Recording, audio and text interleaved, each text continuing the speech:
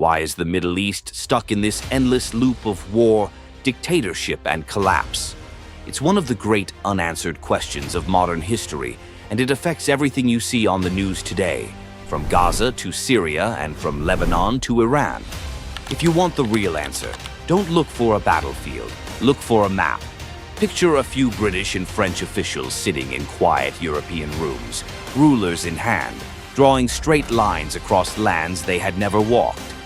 To understand today's Middle East, you have to go back to those first lines drawn on a map, and the consequences no one living there was allowed to shape.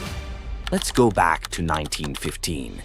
The Ottoman Empire still ruled most of the Arab world, and World War I was tearing Europe apart. Britain needed help defeating the Ottomans, so it made a deal. In a series of letters known as the Husayn-McMahon Correspondence, British officials promised Sharif Husayn of Mecca a vast independent Arab kingdom if he led a revolt. The borders were vague on purpose. Key phrases were left open to interpretation, especially when it came to Palestine. While those letters were being written, Britain and France were secretly negotiating something else entirely. In 1916, the Sykes-Picot Agreement carved the same land into British and French zones of control. Syria and Lebanon to France, Iraq and Transjordan to Britain, Palestine under international administration. This is how, during World War I, British diplomat Mark Sykes and French diplomat François Picot drew the borders of the Middle East, dividing the region into states that split ethnic and religious communities.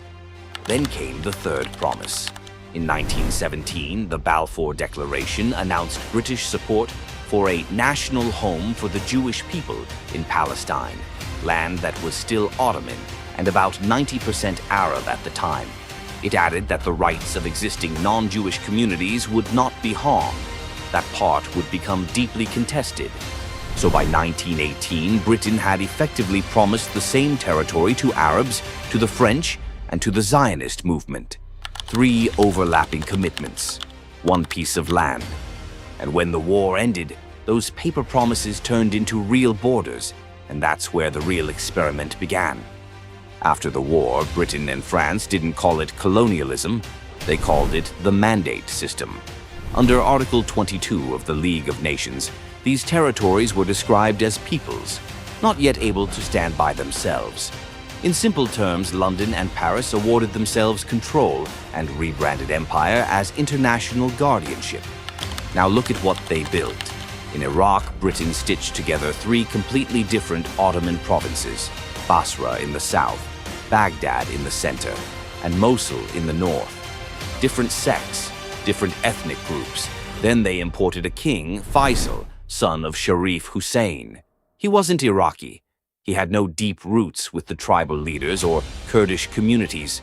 So how did he rule? With British money, British advisors, and even RAF air power. That formula, foreign backing without real domestic legitimacy, set the tone. Within 40 years, the monarchy was overthrown in a bloody coup, opening the door to military rule and eventually Saddam Hussein. Lebanon was engineered differently, but just as dangerously. The French expanded its borders beyond Mount Lebanon to include Sunni, Shia, and Druze populations. To manage the mix, they locked political power into sectarian quotas. President must be Maronite Christian, Prime Minister Sunni Muslim, Speaker of Parliament Shia Muslim. Even parliamentary seats were fixed in a 6-to-5 ratio favoring Christians. Demographics changed, but that formula of power sharing didn't, which resulted in civil war in Lebanon. In Syria, the French fragmented the land into separate statelets, Alawite, Druze, and Sunni regions, before forcing them back together. After independence, Syria saw at least 20 coups between 1949 and 1970. These weren't stable nations, they were fragile constructions, held together by force and fear. By the 1950s and 60s, a new generation took control. Men like Gamal Abdel Nasser in Egypt and the Baathists in Syria and Iraq promised unity, socialism, and independence from the West. On the surface, it looked modern. Cities were growing. Women were in universities. Different religious communities mixed in public life. But underneath, these systems were rigid and authoritarian.